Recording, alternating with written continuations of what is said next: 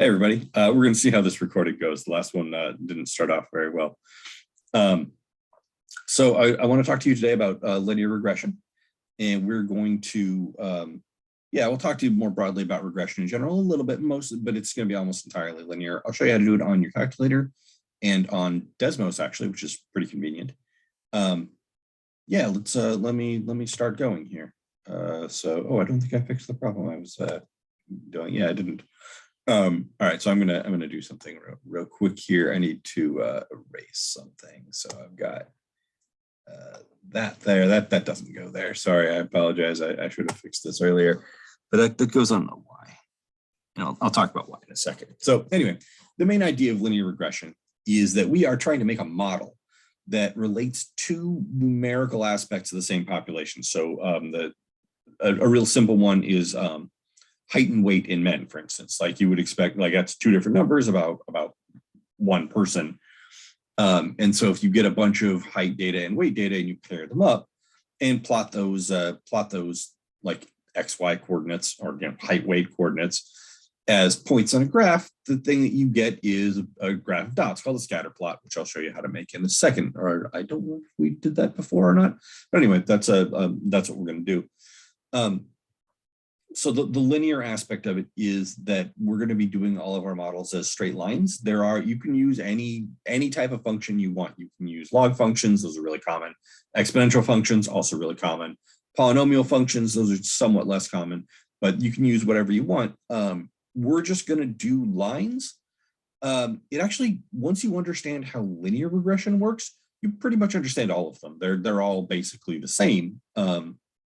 And like it's not like the math would be any harder for us because we're not going to do any of the math. We're going to have it all done on calculator and computer because that is the way to go with regression. It is a pain in the neck to do it all by hand. You obviously could, but don't. I'll show you how to do it on calculator and on Desmos. So our model is going to look like this: y hat equals a plus bx. Now, the reason I'm using hat on this y instead of just y equals a plus bx is that we want to think of x and y as data values, right? So in my height and weight example, x is height, y is weight. Like those are actual weights of people in our data set. Y hat is it's not a y because it's not an actual weight, it's a prediction. So the idea is that x could be an actual x value, and that this would be our predicted value, our predicted height that goes with, our predicted weight that goes with that height, right? You plug in a height and the model spits out a weight, right? But that weight is just a prediction. It's not the weight of an actual person in our study. So we put a hat on it to signify that it's not y, it's y, or it's not y, it's an estimated y. If you're thinking to yourself, well, I remember y equals mx plus b. It's the same thing, right? So b here is the slope and a is the y-intercept.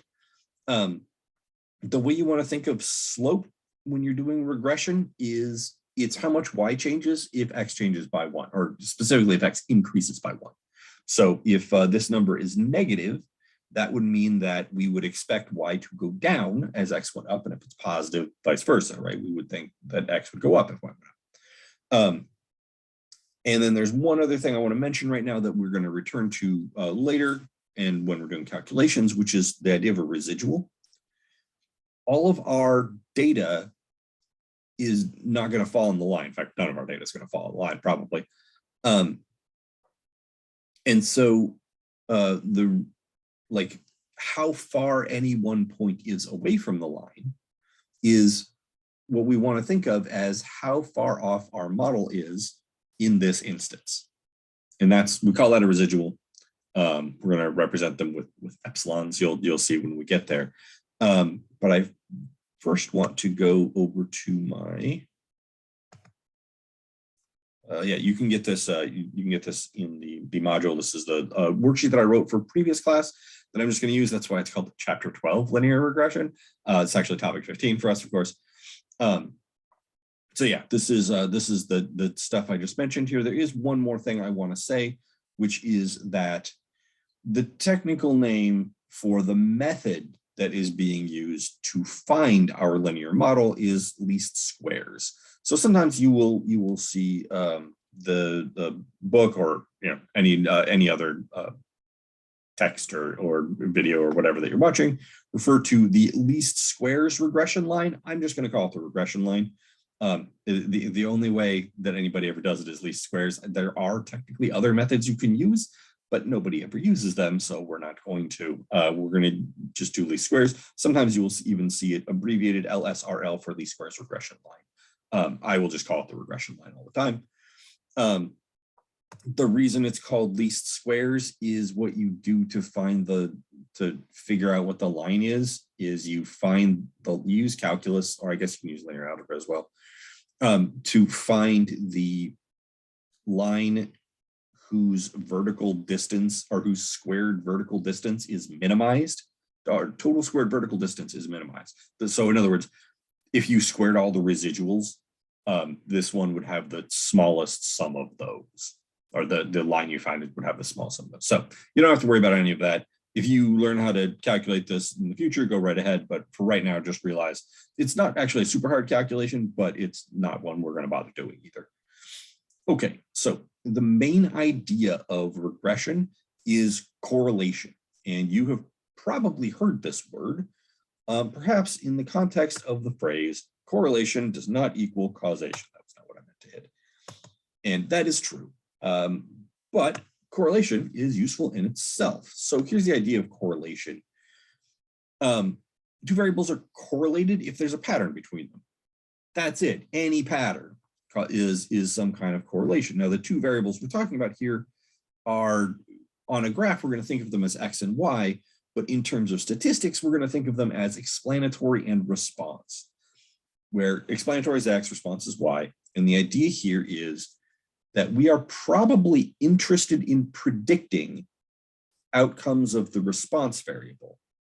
And we are thinking that the explanatory variable controls what happens to the response variable.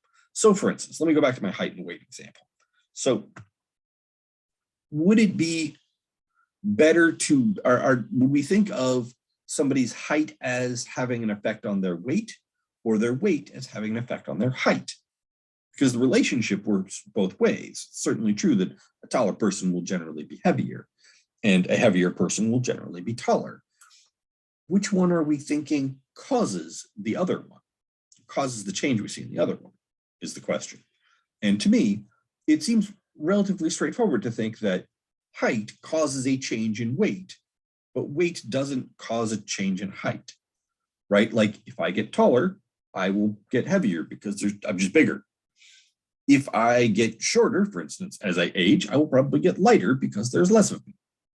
On the other hand, if my weight changes, that probably means that I am getting fat, or maybe getting thin, who knows? It's usually the getting fat, but that doesn't mean I'm getting taller, right? So I'm not thinking of a change in weight as causing a change in height, but I am thinking of a change in height as causing a change in weight. So for me, height should clearly be the explanatory variable and weight should be the response variable, because we are thinking that height changes weight, but weight doesn't change height. So any sort of pattern between the variables is some kind of correlation. Now, let me share up my document here. Now, let me go look at the document here. So the only one that we're going to be interested in using right now is linear correlation. I'm going to, wait, do I not have the pictures? Oh, they're further down, sorry. I'm gonna skip over this part of the worksheet. Feel free to go back and look at it. So here's the idea. So both of these sets of data are pretty clearly correlated, I would say. Like, I don't think that's any kind of argument, any sort of argument to be made there, right? So clearly, like, there's a pattern here, and it's pretty obviously a straight line. This one is maybe less obvious that it's a straight line, but if you look, the general pattern is a straight line, right? The data falls less close to the line, which is going to be relevant to us in a little bit. But just in terms of what we know, we would say that this data here has larger residuals than this data does.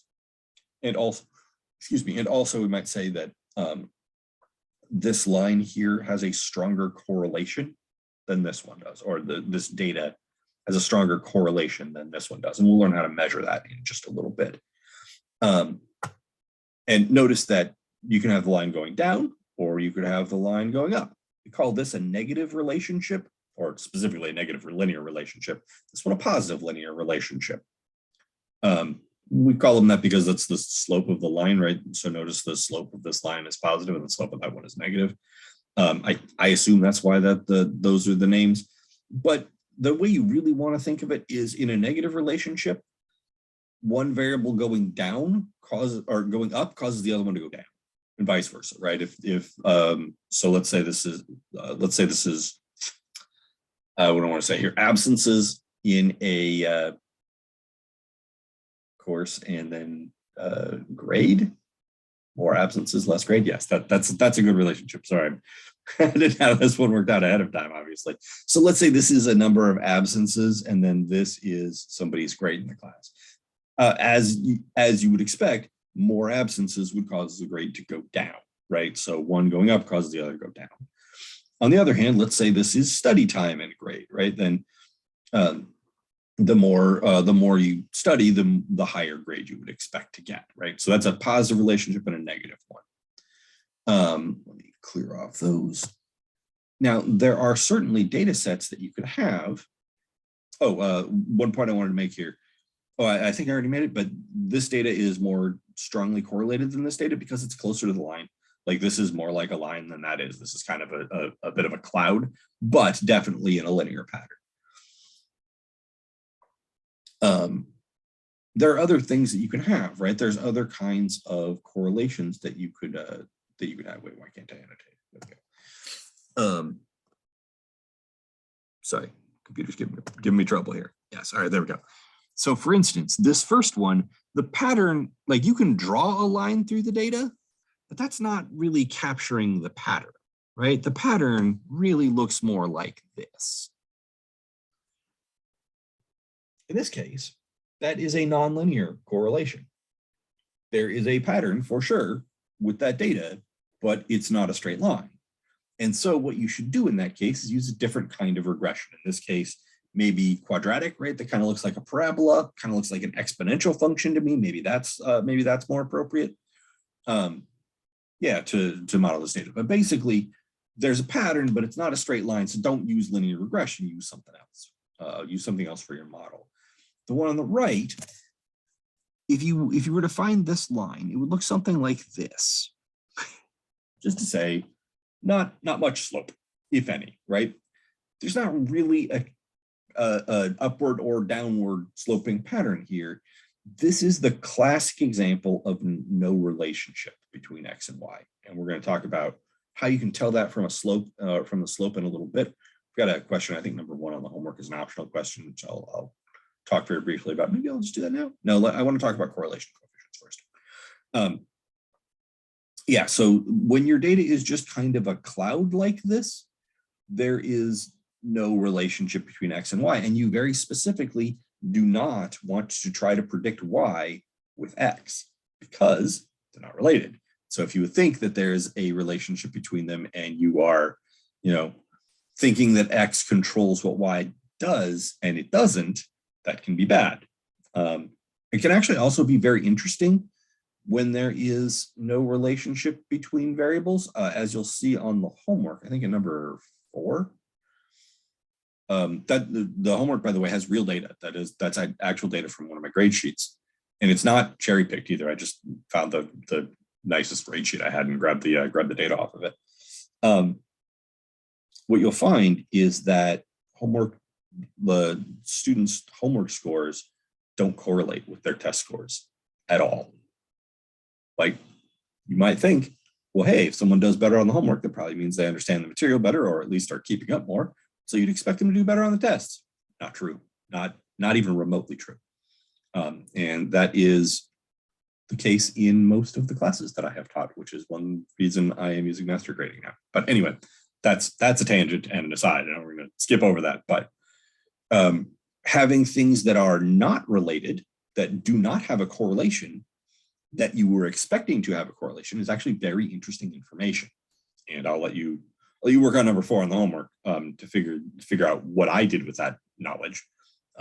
Talk about it a little bit on the question, but basically, non-correlation is also interesting, or at least it can be. It's not always interesting. Sometimes it's boring, but sometimes it's interesting. And this is what non-correlation looks like. No particular pattern. It's just a big cloud of points everywhere. No like upward sloping or downward sloping pattern. Nothing other than just a big glob of points, basically. That's what non-correlation looks like. So yeah, that's also interesting. You want to be on the lookout for that. And so I think what I want to do now is I want to show you how to make a scatter plot in the calculator. I'm going to use this data. So here we go. I'm going to go down here for a second. So I don't know why I arranged this worksheet like this. Don't hate me for this, but the question is way down here, way down here. Where is it? There it is. This is another old stats class. This is actual data as well. And one thing that you might want to do is use midterm data. So how well students did on the midterm to predict how well they would do on the final. And I will tell you this, as a teacher, if you are ever a teacher, don't actually do this with the students. It's not useful information.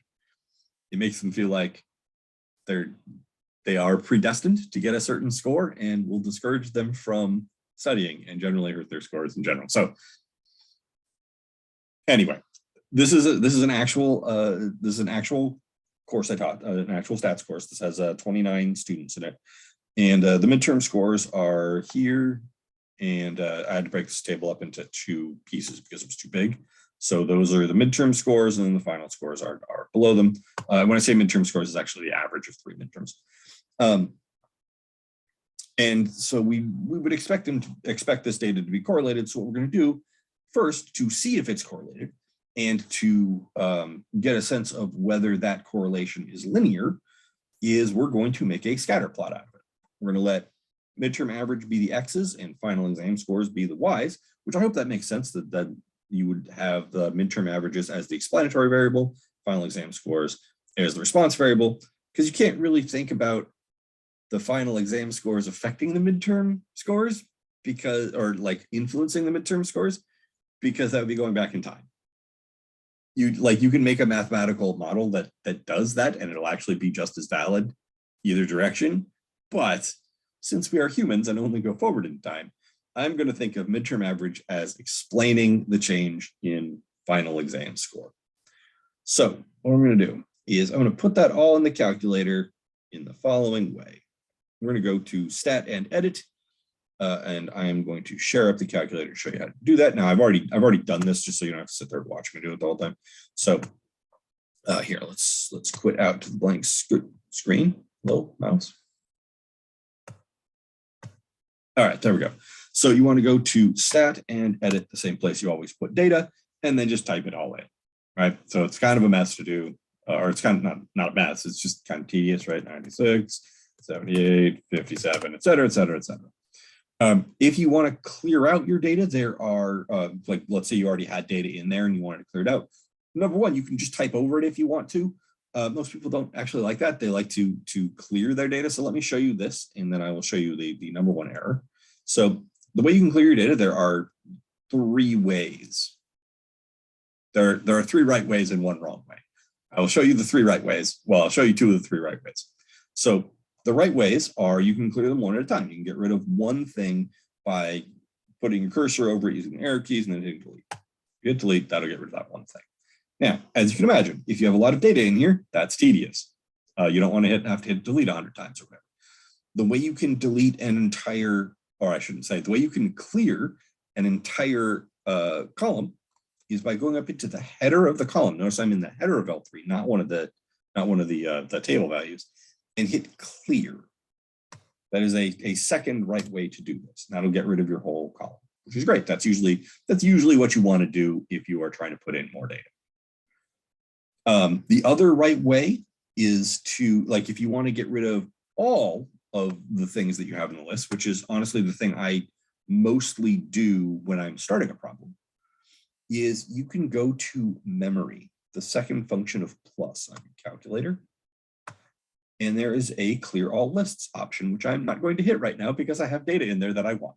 But if you hit 4 and then hit enter, it will clear all of your data, or it will clear not all of your data, it'll clear all of your lists, which is what the L1, L2, L3 are. Like I said, I'm not going to do that at this juncture because I want to use this data. The wrong way to do it is the following. So let's say you want to clear out an entire column. And so you go up into the header of the column, and instead of hitting clear and then enter, you hit delete. Not sure why this is an option, but it removes the column.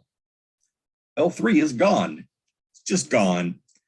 I think they do this because you could only have 6 columns and some people want to rename them. I think.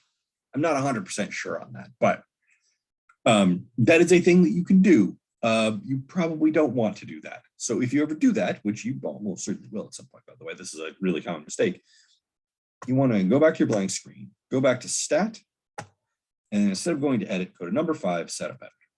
And if you just hit enter on setup editor and enter again on this blank screen, I don't know why they indicated it twice, but there you go. When you go back into your data or into your lists, L3 is back. So there you go. This is actually kind of problematic sometimes because if, so here, let me show you. All right, so let's say I have some data in here. I go up into the header and I hit delete. Bang, it's gone. All right, great, I cleared it out, right? Wrong, I actually didn't. So if I go to stat and setup editor, when I go back, the data is still in there. So it does the opposite of everything you want.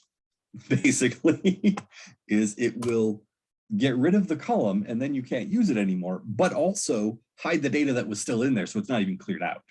So yeah, in general, just stat setup editor, that'll fix your problem. Okay, so this data is in here because I want to do some things with it. But first, let me go back to what am I doing here? Let me go back to the whiteboard, the worksheet. There it is. All right, so I put my X's in L1 and my Y's in L2. You can use other columns if you want, and we will talk about what to do with those in just a second if you want to use other columns. Then we want to go to stat plot and turn on one of the columns, or look at our columns, which I'll show you in just a second. And then we're going to go turn it on. So I guess I probably should have just stayed over on the calculator. So the default setting on your graphs, by the way, is scatter plot, which is the current one we currently want. But here is how you check to see what plots you have. If you go to stat plot, we've actually used this before, right? We use it to make a QQ plot, and I think we've made histograms at some point. But scatter plot is the #1 usage for the plots, for the stat plots.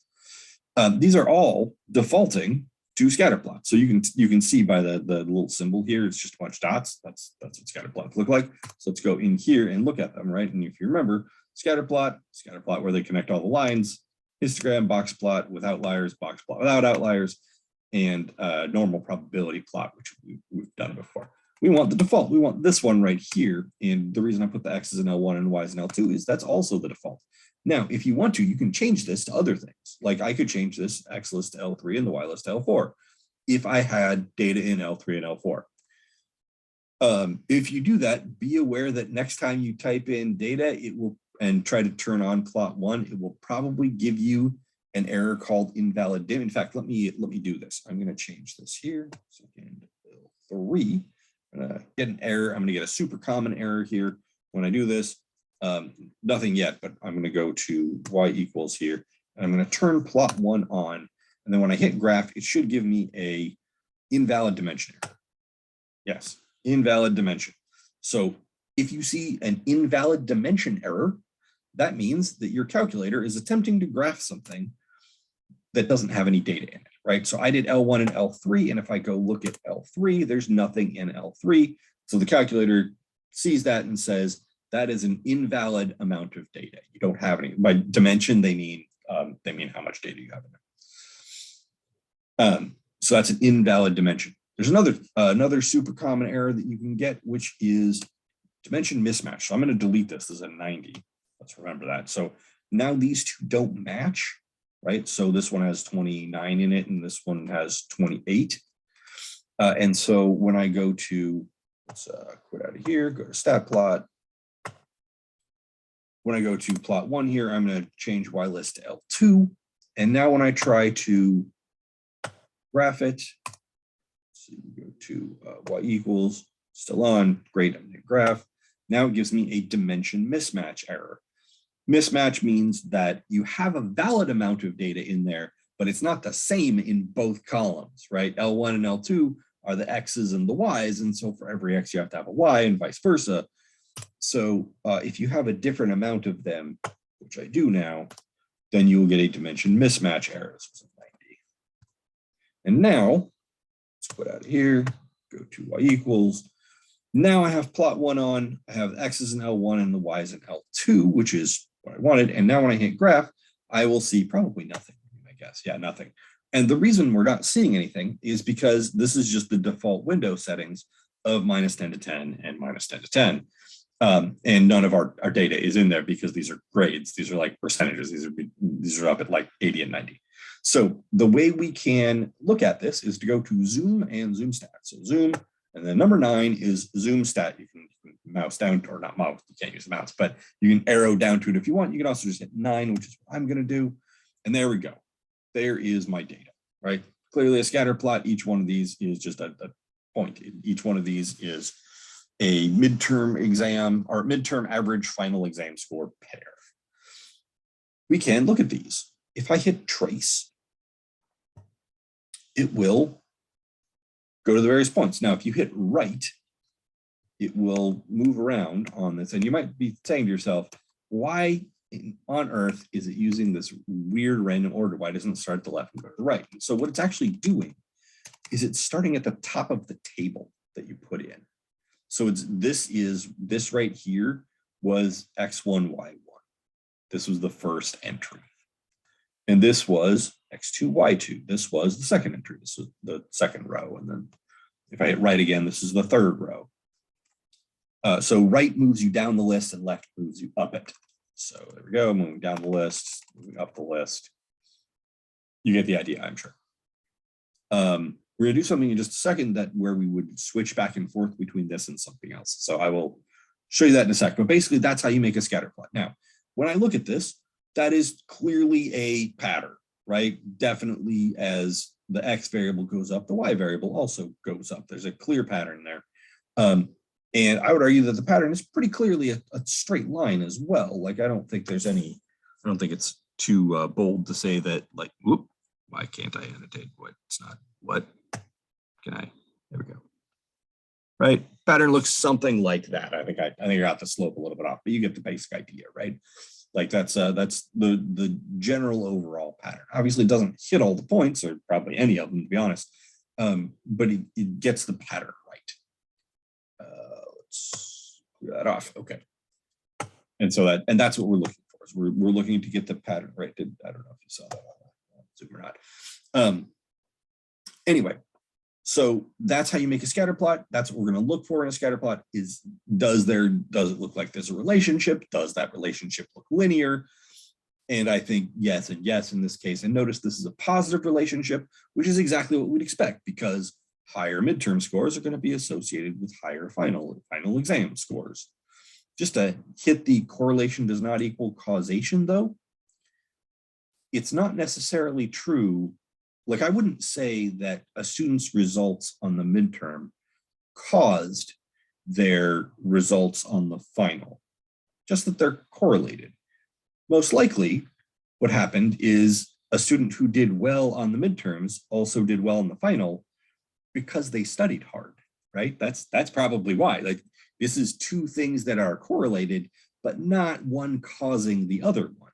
It's just they're related and are both caused by something else, right? That's really the relationship here. So that's what we mean by correlation does not equal causation. Just because higher final exam scores are associated with higher midterm scores does not mean that higher midterm scores cause higher final exam scores, right? If you're doing well in midterms and you get super lazy on the final, you're probably going to vomit. And vice versa, right? Bad midterm scores don't necessarily preclude you from doing well in the final. I've had tons of students do that, or do not great on the midterms and really buckle down and do good on the final. That happens all the time too. Right, like this person right here. You can see the midterm score not great, final score pretty good, right? So yeah, it's not determinative. It's not a causal relationship. It's a relationship that is derived from something else, right? It's one other thing causing these two things to both go in the same direction. So just wanted to hit that as hard as I could. So let me flip back to the worksheet here. Where's the worksheet? All right. So this is instructions on how to do, this is written instructions on how to do that stuff that I just showed you. Hey, look at that, it's the same thing because I typed it in. And then what we're going to do is a thing called linreg t-test. Now, t-test is going to be relevant to us. That's going to be, I'll talk about what it means in a little bit. There are at least 3 ways that I know of to get the regression line into your calculator. Let me show you, I'm going to use this one because this contains a bunch of information that we're also going to want when we're doing linear regression. Yeah, so let's go back to the calculator for a second. Calculator, so great, I've got my data in, here's how to get the model. So I'm going to quit out of here. I'm going to quit out of here. I'm going to go to stat, tests, linreg t-test all the way at the bottom, right here. Not quite all the way, I know if it's at the bottom, but you get the idea of that. So I hit that, and it's going to ask me, where did you put the X's, where did you put the Y's, and a couple other things. So I put my X's in L1 and my Y's in L2. You can change these things around if you want to, like if you want to use other columns. For instance, it's actually pretty common to have like 3, or as you'll see on the homework, 4 columns of data, and want to do like a regression between column 1 and column 2, and then another regression between column 1 and column 3, and then another one between column 1 and column 4. That's actually not uncommon at all. And so this will let you put in all your data at once and then just change the column in here rather than having to retype stuff. Frequency, just leave that on 1. This one right here, we're going to talk about later. This is beta and a rho. These are Greek letters. I know it looks like a B and a P, but this is a beta and a rho. Just leave this on not equal to 0, and I will talk about later. I'll talk about why you would want to do that later on. At this point, you can go ahead and hit calculate, but I would recommend that you do the following. Reg EQ, this is regression equation. And what the calculator is asking here is, would you like me to store the regression equation somewhere? And I would like to have the calculator find it and then store it somewhere so that I don't just have to rerun the regression every time I want to find the line again. So the way we're going to do this, and I'll go slow here, and luckily this is on video, because in person I have to say this like 4 times every time. I'll go slow, and then you can just rewatch it if you want to. So we're going to put y1 in here. So the reason I'm going to do that is y equals, this is the place you go when you want to graph stuff in the calculator, right? This is where I went to turn my plot on, in fact, turn my scatter plot on. And I am also going to put the line in here so that I can graph them both at the same time, which I think looks really fancy. And so the way we're going to do that, so I'm going to quit out of here, stat, tests, linreg t-test. In reg EQ, in regression equation, I'm going to put y1 in there.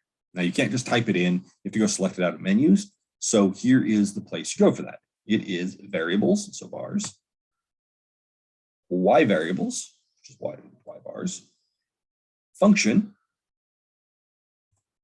and you can choose any of these. I'm going to choose y1, and it'll put y1 in there. And now watch what happens when we hit calculate.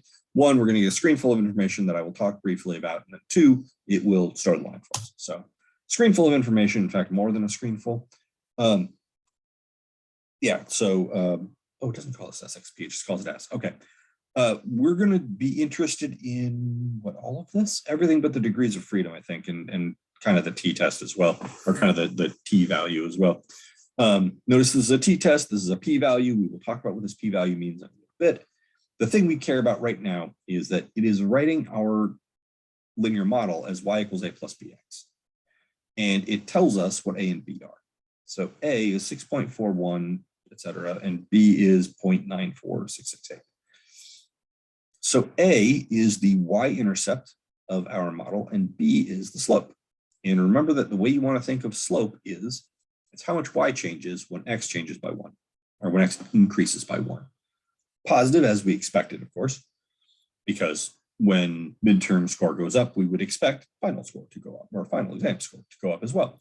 And this tells us that for every 1 point increase in midterm exam score, we can expect about a 0.9467 points increase in final exam score, almost 1-to-1, as you would expect, I would imagine, right?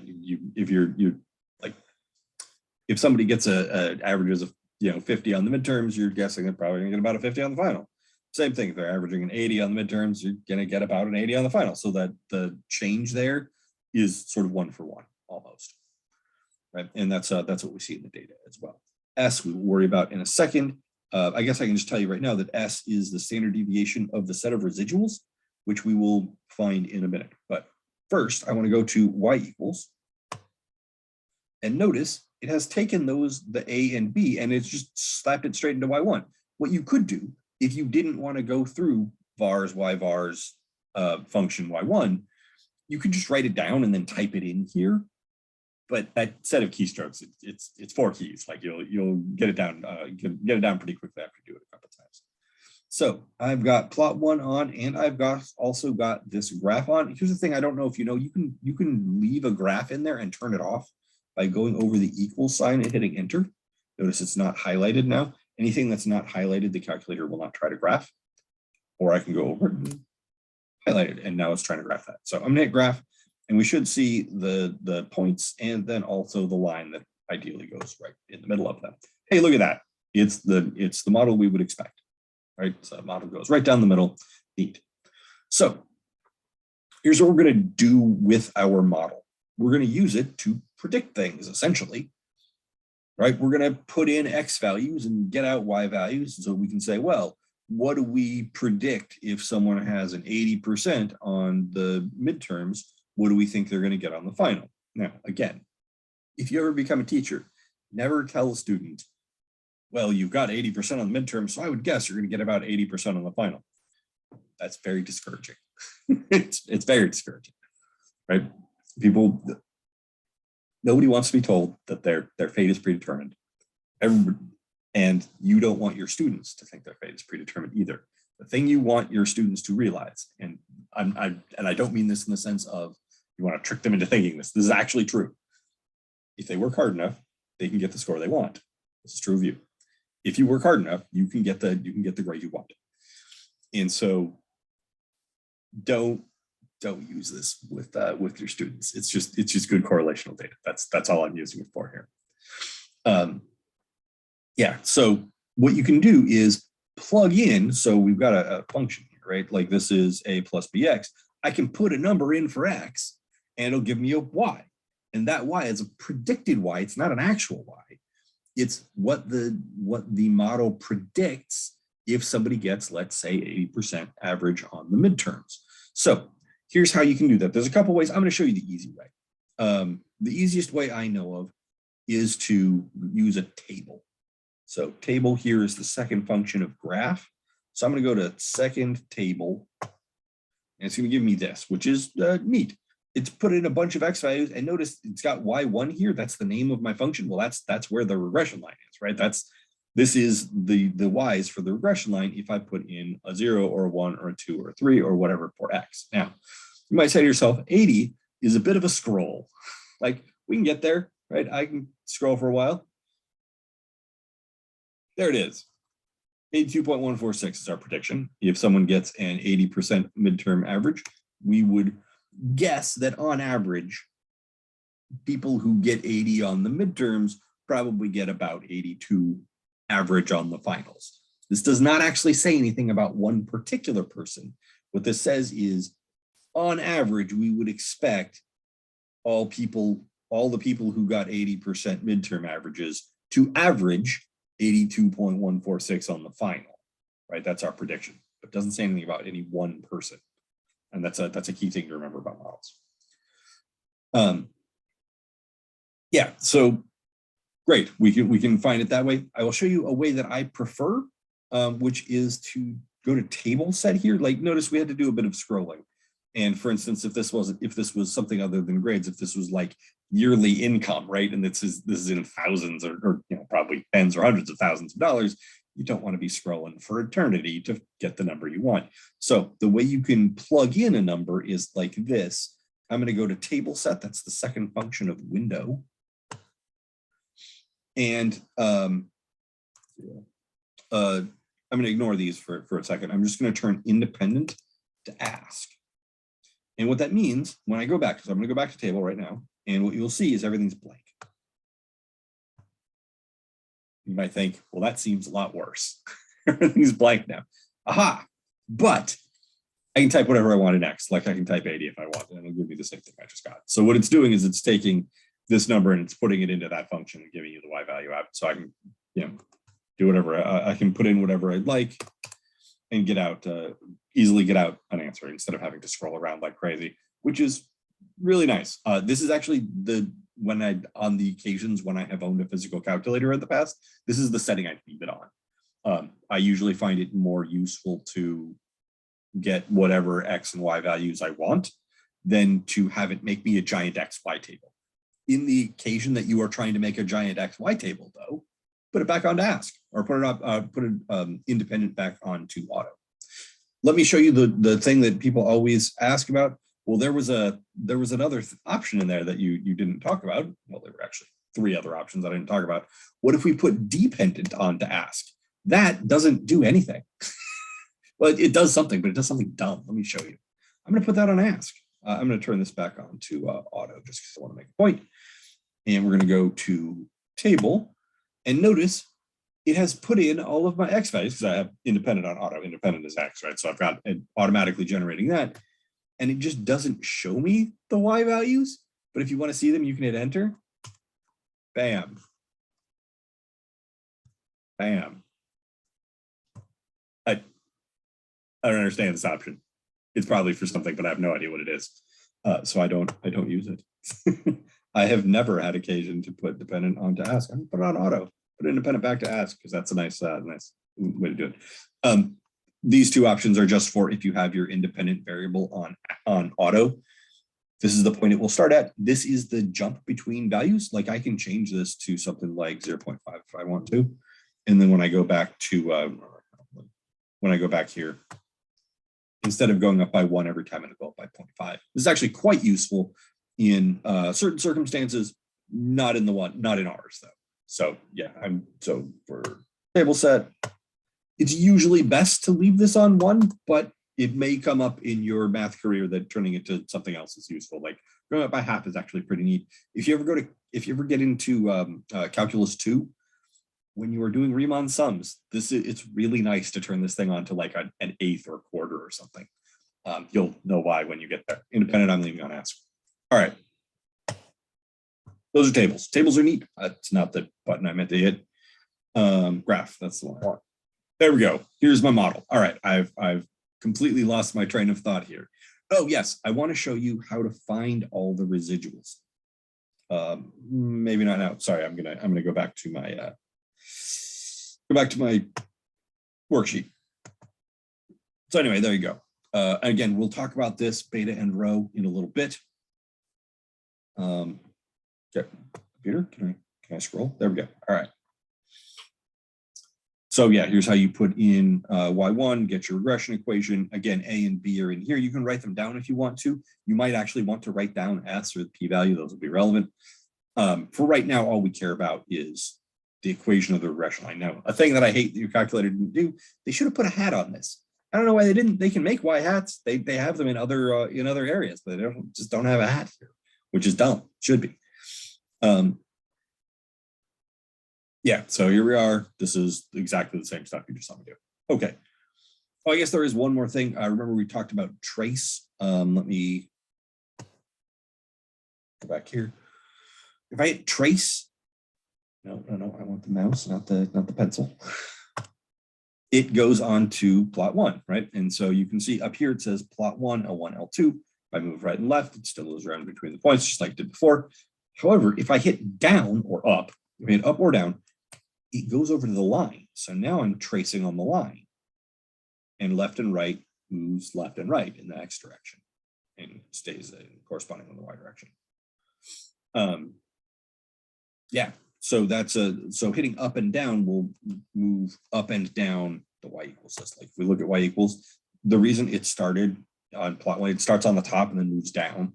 So if I had plot one and plot two and plot three and several graphs here, if I hit down, it would go from plot one to plot two to plot three to the graphs, and up would go up that list, right? It would go, y3 to y2 to y1 to plot three, plot two, plot one.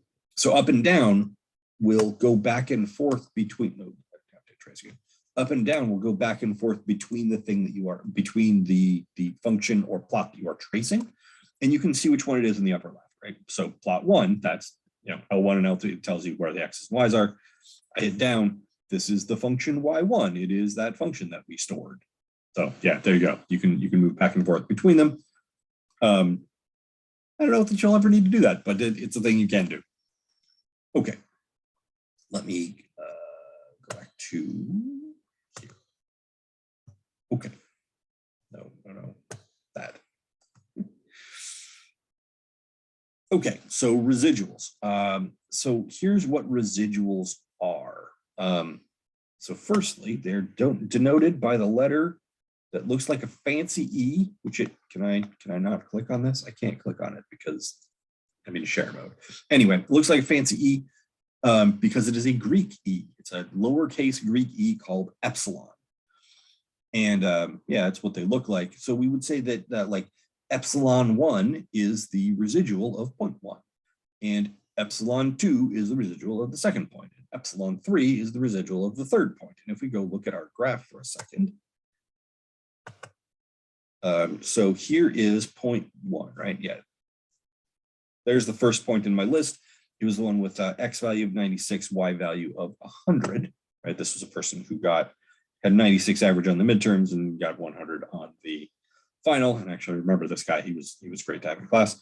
And notice that what are we doing here? So what he actually got was, or like we had, he actually scored 96 on the midterm, or midterm average, and he actually got 100 on the final. Now the residual is how much above or below our prediction that is. Now you can see just by looking at the graph, he's above it, right? So his residual is positive, meaning that his outcome was higher than we would have predicted. And if we want to know what the prediction is, we can just go to the table and type in 96, right? So 96. We predict that someone who scores a 96 midterm average would on average score 97.3 on the final, but this guy actually got 100, right? Good for him. He did a little bit better than we thought. And we can see, like, I'll scroll through these above. That one's a little bit below, right? This person averaged 92 on the midterm and got 89 on the final. We thought that he or she was going to do, or we didn't think that he or she was going to do a little bit better. Our prediction is that of people who score or who average 92 on the midterms, we think that their average score on the final would be a little bit higher, right? Similarly for these others, this person, I don't remember who this is, but this person got a 73 average on the midterms and got 50 on the final. That happens sometimes. People just have a bad day. And we will return to this person a little bit later, but you can see that that is much less than we were expecting. We were expecting something in the 70s, and they did not do well. So this person has a very large negative residual. So the way you calculate the residuals, well, there's a calculator function for it, but the way you think about the residuals is it is observed minus predicted values, which may sound very familiar to you, right? When we're calculating z-score, x minus x bar is our observation minus our expected. When we are in a sampling distribution and we're taking a large sample, right? And we're calculating the z-score in that case, or the t-score more likely, x bar minus mu. In other words, x bar, our observed sample mean, minus mu, our hypothesized sample mean from the null hypothesis, right? So observation minus our expectation. That's exactly the same thing we're doing here. We're going to do observation minus expectation, where the expectation is the line. So our observation here is that he scored 100, and our expectation was like 97 point something, 97.293.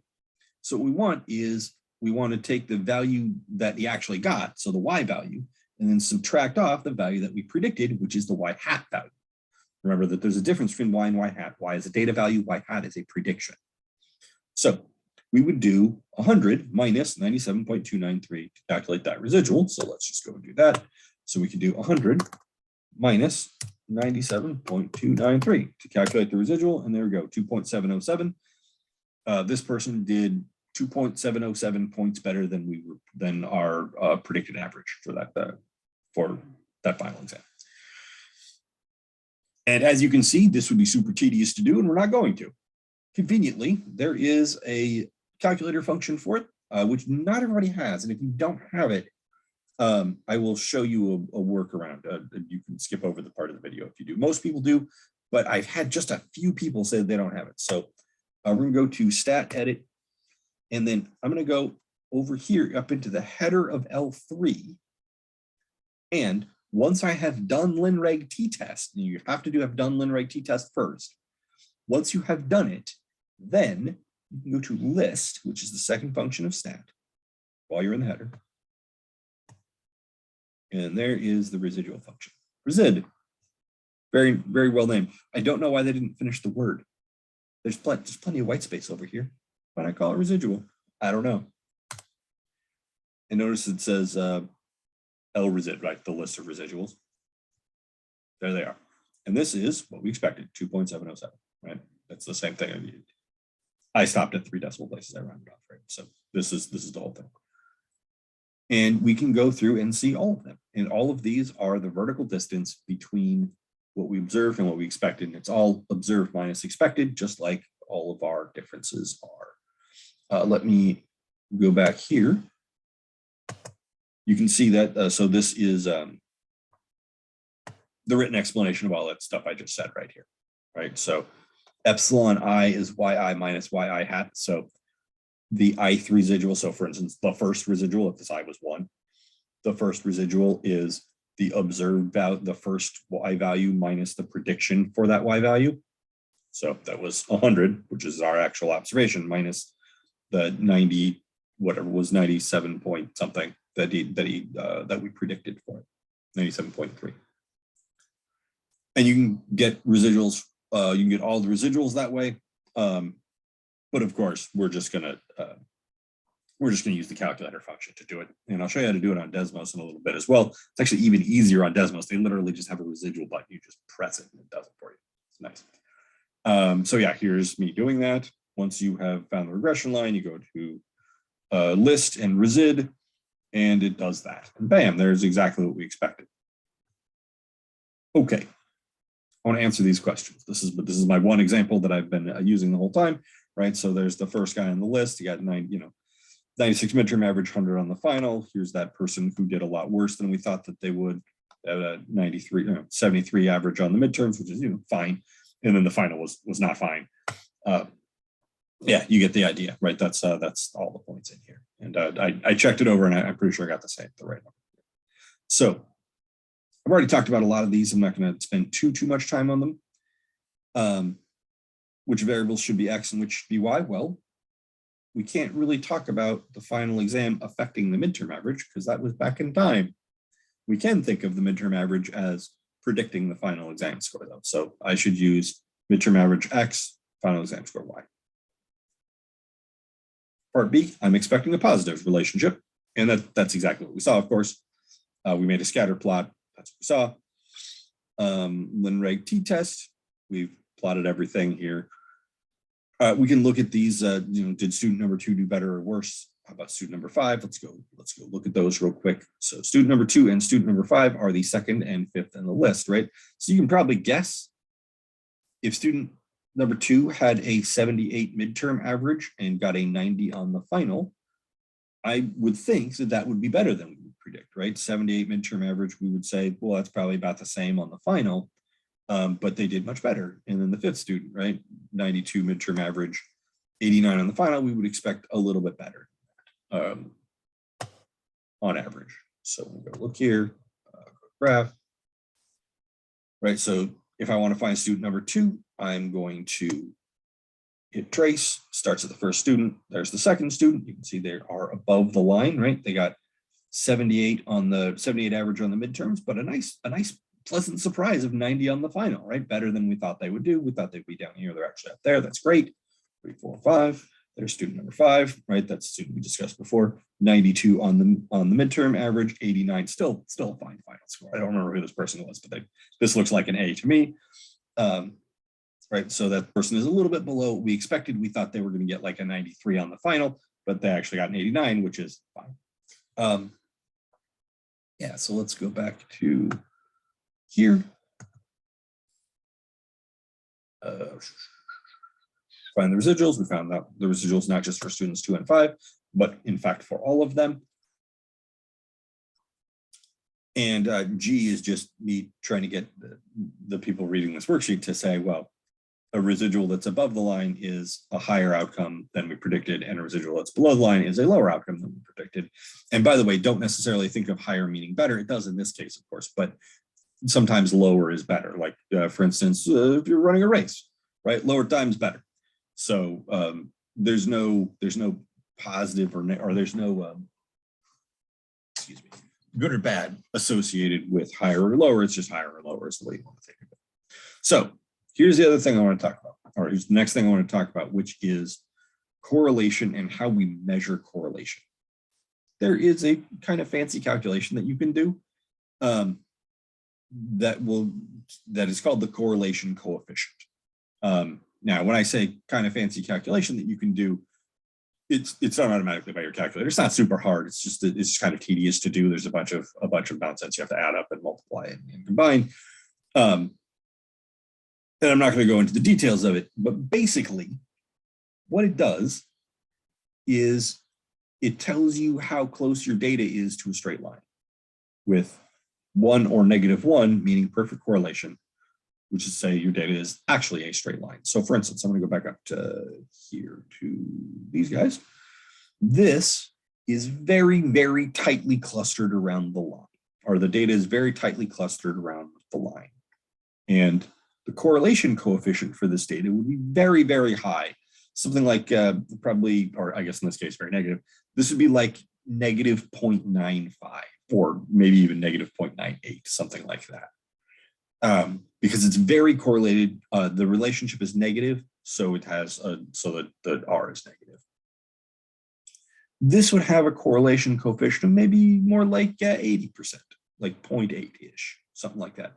Pretty strongly correlated, right? Pretty clearly a linear trend, but not as straight line-ish, right? It's clearly a linear trend, but not not nearly as strong correlation. So you could also find correlation coefficients for these guys. It would be a little bit lower. This one actually would have a reasonably high correlation coefficient, probably 70–80%, something like that, because the points are relatively close to the line, but that's not the right shape. Like a line is definitely not the right shape for this data. This one would have a very low correlation coefficient, less than 10% probably, 8%, 6%, something like that. So very low correlation coefficient here.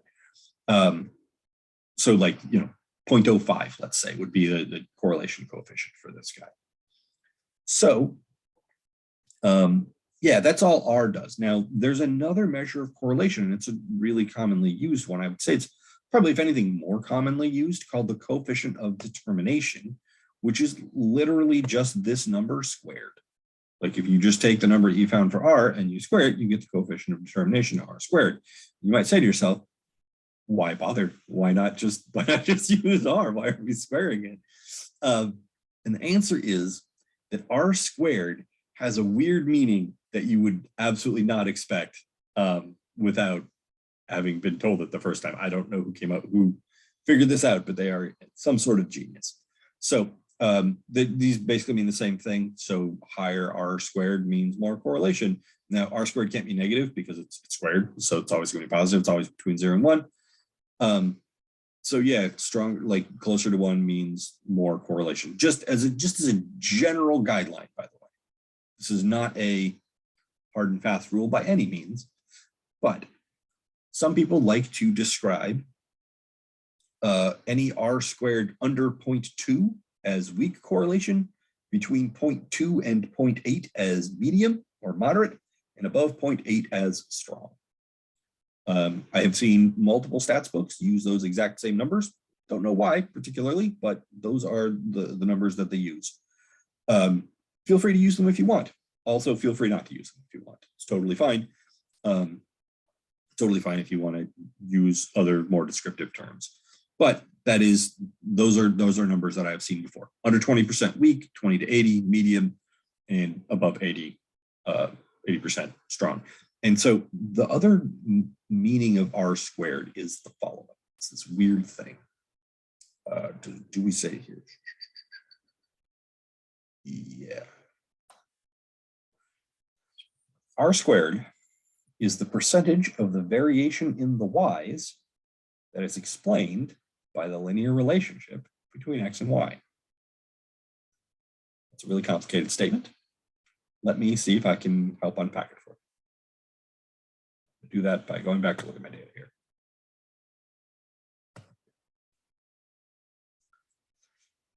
So what I want you to picture is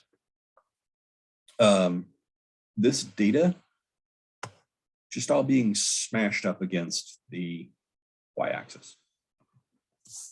I'm actually going to draw a little bit, right? So this goes over here, and this goes over here, this goes over here. Right, we do this for all the points. And we could certainly do that if we want to. I don't feel like doing all of them, but you get the idea, right? And so we have all these points on the y-axis, right? They go all the way down there and then all the way up to here. And if we ignore all of the stuff that is all in the body of this graph and only look at the y values here, we've got are all these y values, right? There's variation in these y values. They go from here all the way, down here, all the way up to here, and there's a bunch in the middle as well. And so if we think of just the standard deviation of those of just the y's, that's a number, right? There's some variation that we could measure in the y's. However, it's not all random, right? The y's down here and the y's up here are not just randomly low or high. They're low or high partly because of the x values that they're associated with, right? So the quote unquote reason why this y value is way down here is because the x value is way down here, right? This person who did badly on the final also had done badly on all the midterms, and we're thinking of the midterms as sort of causing the results on the final. Now, again, when we think about it, it's not actually the midterm scores that cause the final to be better or worse. It's how much the student studies and a bunch of other factors, right? But if we're thinking of x as causing y, then where the y's are depends on where the associated x's are. And so of the variation in the y's, some of it is caused by its relationship with x, and some of it's caused by other things. So for instance, let's go look at this. Let me clear up all these. All right, so let's go do the regression and talk about what that means. So stat tests, linear t-test, everything's already in there. Calculate away. Okay, so R and R squared calculated here. So R, 87.6%. So you can see that that's a reasonably large R. We would say that this is at the upper end of moderate or just short of strong correlation between midterm exam scores and final exam score. And so the way I want to think of this, so this is 76.9%, let's say. 76.9% of the variation in the y's is caused by the relationship that the y's have with the x's. So in other words, 76.9% of the variation in final exam scores can be explained by the relationship final exam scores have with midterm averages. That also means that 23.1% cannot be explained by that.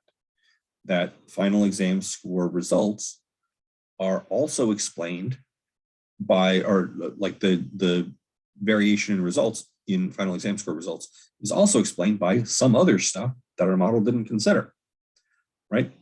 How much study time the student had, how rested they were, a bunch of other stuff, right? Maybe they had a final final earlier in the day and it had gone really badly and they were feeling terrible about it, and then that caused them to do badly on this final, right? That had nothing to do with how they had done on previous midterm exams. Consequently, it is unexplained by the relationship of midterm exam score. So some of the variation is explained by the relationship between X and Y, and some of the variation is not. And that's what R squared measures. Despite all, like that's not a thing that I would expect it to measure, but it is true. And you have to do some reasonably advanced math to see why that's the case. So we're not going to go into it. I'm not even sure. In all honesty, I'm not even sure I could do that math off the top of my head. I'd have to go look at it again. But anyway, so you can see that the variation in Y's is partly explained by the relationship between X and Y, and partly explained by other stuff. Right? If R squared was 100%, that would mean that everything was literally on this line. That's what an R squared of 100% means, is that your data is literally a line. And that any deviation from that makes R squared go down a little bit. And this is, loosely around the line, and it's still got an R squared of 76.9%, which is big. Like that's in real world data. This is a very clear linear relationship with pretty strong correlation, right? Like very close to 80% correlation, which is pretty dispositive that the relationship exists. All right, so let me go back to worksheet. That's all written out right here. That stuff I just said is written out here. I actually think I said it better than I wrote it here, but there you go, it's written down. There's another thing that we're going to test for, which I just alluded to, which is, are X and Y actually related or not? So I need to make a couple of points here. Point number one, the thing that we're doing is linreg t-test. That's the button we've been hitting, and the reason it is called linreg t-test is that it is doing a t-test, right? That is important, and it's giving us a p-value. And the test that it's doing has these hypotheses.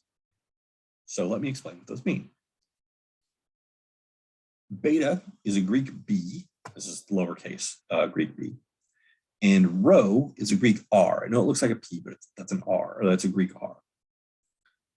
The reason these are b and r is that they're the same. Those are the Greek versions of the b and r that you get from doing a linear regression test, which is to say, this is the parameter version of the slope of the line, right? Remember that b is our slope. And then this is the parameter version of the correlation coefficient, r.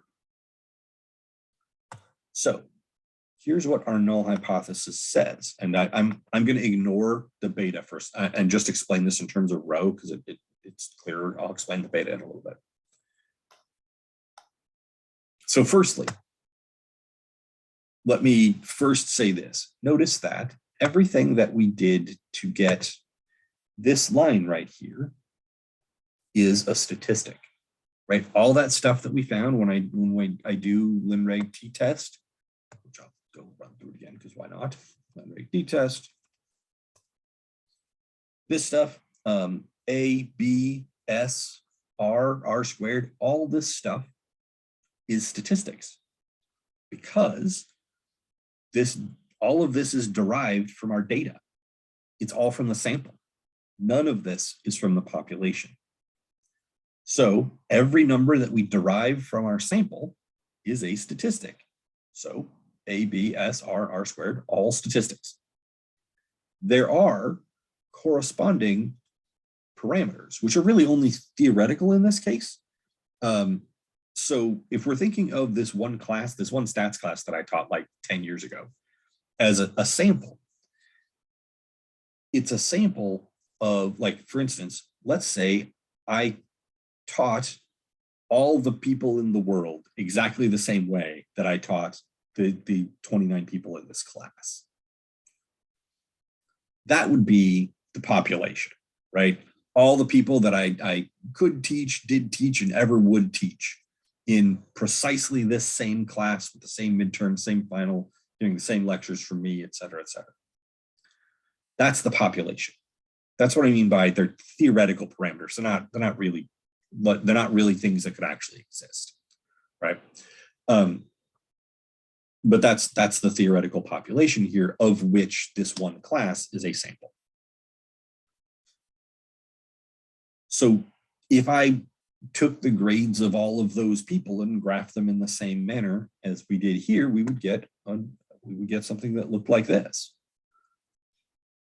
It would have a lot more points on it, right? Have billions or trillions or however many points you would be on there, but it would have we would make a line and we get the slope of the line, and we could get the y-intercept of the line, and we get the correlation coefficient and standard deviation of residuals and all that stuff, right? So all of those things have theoretical parameter values.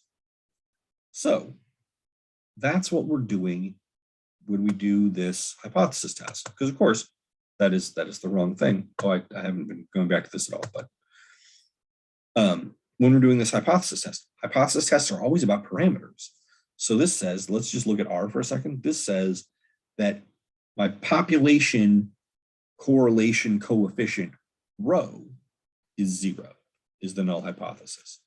And remember that rho, or that R, measures how tightly correlated, or how tight around the line the data is. Or another way to say that is how correlated X and Y are, or in this case, how correlated midterm average is with final exam score, with bigger numbers meaning more correlated. So this rho equals 0 means that there is no correlation. There is no correlation between midterm exam score and final exam score, or midterm average and final exam score, which of course, that's not what we would expect. We would expect there to be a correlation. But the null hypothesis is that there's not. And then the alternative hypothesis is that rho does not equal 0, which is to say the correlation coefficient is not 0, or there really is some sort of correlation between the two. That's what you're testing. The lin-reg t-test is testing to see if the correlation between your x variable and your y variable exists or not. This is quite a forgiving test, by the way. It's actually very easy to detect a relationship. It's actually pretty easy to get false positives, at least in my opinion. It's very easy to detect a relationship between those two variables, especially we have a relatively, I don't want to say large sample, but a big enough sample. It's 29 data points, right? It's 29 data points, and there's a fairly clear pattern. And so when we run the lin-reg t-test, I don't know if you remember what the p-value was, but it's tiny. 4.4 times 10 to the negative 10. We are quite confident that there is, in fact, a relationship between midterm exam or midterm average and final exam score, which is exactly what you expect, right? It would be weird if we couldn't detect that relationship, and we can. The degrees of freedom for that test is 27. I don't want to go into too much about why it is, but it's n-2. In this case, we have 29 points, and so we have 27 degrees of freedom. It's using the t-distribution with 27 degrees of freedom to calculate this p-value. That's what it's doing, and there's our t-score for it, right? Where 0 is the mean, and we have a t-score of 9, which is big, right? If you think of it like a normal distribution, which this almost is because it's got 27 degrees of freedom, like a z-score of 9 is ridiculous. So I think about the empirical rule, right? Past 3, there's only 0.3% of the data is past 3, and we're out here at 9.5, right? Very, very little data beyond that. And in fact, there is this much, or there is this much area beyond that. So we are quite confident that we want to reject the null hypothesis in this case, which is to say we are feeling good about the proposition that this is false, that rho is not equal to 0, And that this is the thing that is true. We think that rho is not equal to 0, which the way we would actually want to say that is the correlation between midterm exam score and final exam score does exist, right? There is a linear correlation there. Oh yeah, on your homework, I asked the first question. Question number 1 is optional, and it is, why does beta equals 0 mean exactly the same thing as rho equals 0? And you know what, instead of going into it here, let me refer you to my homework key where I typed it all out. Yeah, just stop there. It's a little teaser for the key, not that you're going to look at the key anyway, but that's there you go. See if you can figure out why yourself. It is not simple, which is why I'm not going into it here. But yeah, it means the same thing. Turns out that beta equals 0 means exactly the same thing as rho equals 0, which is saying no correlation between x and y. Okay, so here we go. There's our linear t-test screen, which we've seen about 100 times now. Here's our p-value of very small, which is to say that makes us want to reject the null hypothesis that rho equals 0, beta and rho 0, and makes us think that indeed beta and rho are not 0, and therefore we think that there is a correlation between x and y. And by the way, this is always why you want it to be not equal to rather than less than or greater than. Assuming that beta and rho are greater than 0 is weird. There's like, that's saying, is there a positive relationship between x and y versus is there a negative relationship between x and y? We don't care about that. We care if the relationship exists or not, and we'll look at it and see whether we think there's a positive or negative relationship, which of course there's a positive relationship between midterm average and final exam score. Okay. A very, very, very important concept in mathematical modeling is the idea of interpolation versus extrapolation. I'm going to hit this pretty hard because it's really important, and I'll explain why. So interpolation is estimating a y value based on an x value that is within the range of your data. And extrapolation is estimating a y value based on an x value that's outside the range of your data. Interpolation is super safe. It is generally what you want to be doing. It is also sometimes not as desired as extrapolation. Extrapolation is if you remain close to the edges of your model, maybe it's okay. Large extrapolation is pretty much always bad though. So let me go back to my whiteboard. I actually have a whiteboard prepared for this that I haven't been using here, right? Correlation strength, right? R and R squared. Here's interpolation and extrapolation. Interpolation is using your model to predict y values by plugging in x values that are within the range of the data you use to make the model. Extrapolation is outside of that, where the numbers the x's that you're plugging in are outside the x values that were used to make the model. The thing you want to know about models is they are generally only valid for the range of data you use to make them. So, for instance, let me go back here and I will tell you about my favorite instance of extrapolation. Not my favorite one, but the most striking one I know of. Let's go back here. So what we're going to do is we are going to use our model to predict final exam scores for these averages. Or I shouldn't have said final exam scores. Really, these are what we would expect for the averages would be if we had all the people in the theoretical universe who took my class and scored a 67 average on the final or on the midterms. What would we think their average final exam score would be? That's what our model is predicting. So we can go check that, right? I can just go to the calculator and plug in 67 or 99 or 12, and I'll do all of them in a second. The thing I want to do first, though, is I want to look at what the range of the data actually is, right? So midterm averages, let's go look at them. So here's our midterm averages. Our lowest midterm average, 42. I think there's like a 38 in here somewhere. No, 42 looks like the lowest one, right? Yeah. This is as low as our data goes. Anything under 42 is extrapolation, right? If I want to know what the theoretical average score of all the people who who got a 12 midterm average would be, this model is not going to do a very good job of predicting it because I don't have any data down there. There's no reason for me to think that this model keeps going forever in each direction. At the very least, it stops at 0 and 100, right? Because the model stops making sense after that. Can't have a midterm average higher than 100, barring extra credit. And you can't have a midterm average lower than 0, definitely. And I would argue that someone who had a 12-point average on the midterms is probably, one, not even taking the final. And two, if they are taking the final, there's probably some reason that they feel like they're going to be able to pass the final if the midterms have all been disasters up to this point. Right? Maybe they studied extra hard. Maybe there was something that caused them to do badly on the midterms, like they missed 2 of them or something, right? They missed 2 midterms because they were at a broken leg and couldn't come to class, for instance. Right? That's a thing that happens. And so that's an outlier.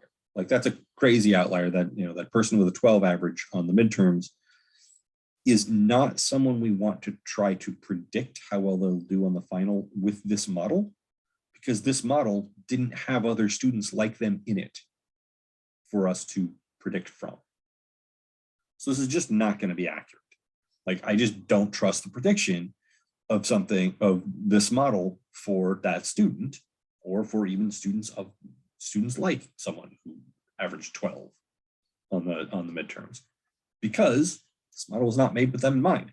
This model was made with these students, from the students you can see on the screen. So it'll do a pretty good job with a student who had a 67 average, for instance, right? There's tons of scores around 67. Is there an actual 67 in here? No, but there's, 63 and the 76 and a bunch of 73s and a 78, right? Other people who are generally near 67, we can sort of broadly assume that someone who had a 67 average, or all the people who had a 67 average, are going to behave roughly like the people who had 63 averages and 76 averages and 66 averages, right? And so I would feel a lot better about predicting the average score of all people with 67. 99, a little less so. I think we've got, 96? Is that the highest one? Yeah, 96 right here. 99 is not, like, it's extrapolation. Our biggest value is 96, but it's not super far away, right? It is outside of our data range, but is there really much difference between somebody who had a 96 average on the midterms and a 100 average on the midterms? Probably not, right? Those are probably broadly similar. So this is extrapolation, but it's minor extrapolation.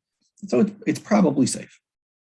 You always want to be careful with extrapolation, but if we are very close to our data set, then you should feel reasonable about it. Maybe with some caveats about this is extrapolation, but maybe not so bad. So let me talk about an instance of extrapolation that you have for sure heard of. So I want you to think about the 2008 financial crisis, which is 13 years ago at this point, which is, wow, it's almost 14 years ago at this point, because it happened in like January 2008.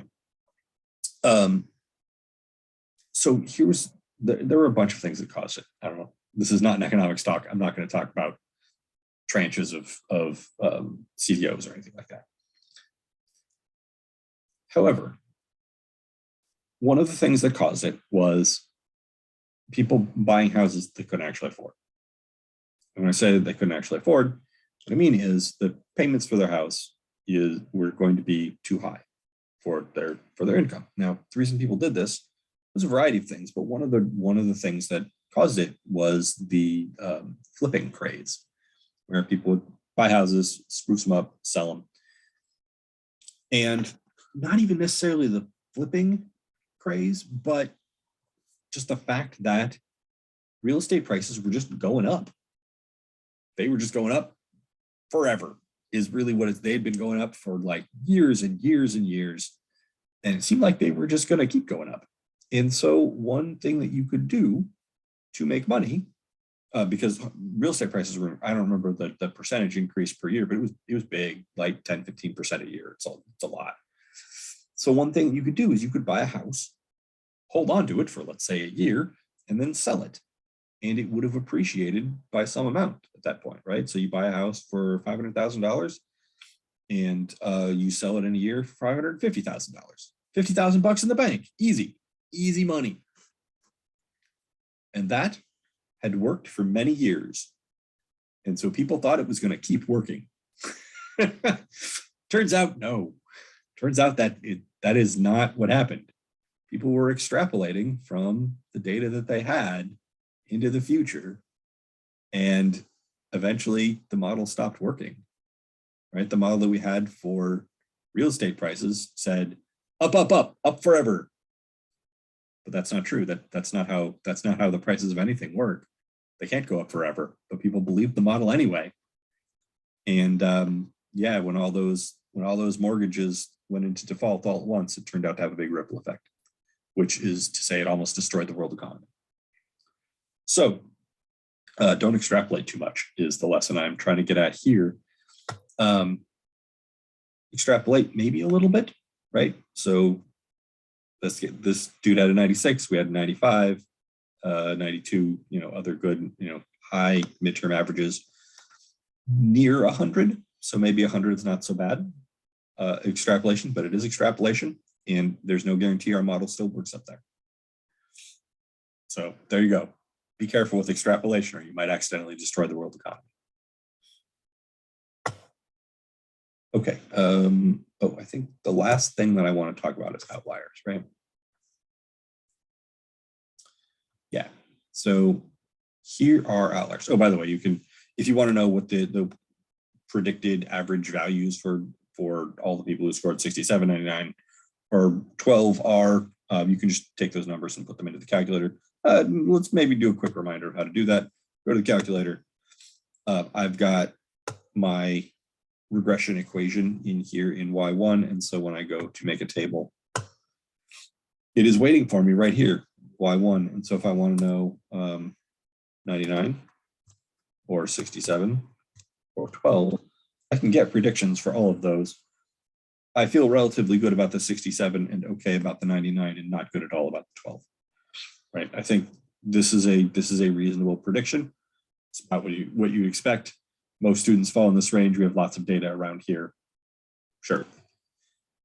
This one, broadly, if they did really well in the midterms, you would probably think they would do really well in the final. I feel a little bit less good about this prediction because it is minor extrapolation, but this is probably fine. I don't feel good about this at all. If somebody got a 12 on the midterms, there's probably a very good reason why they would show up to the final at all. And so I would guess that this number is way low.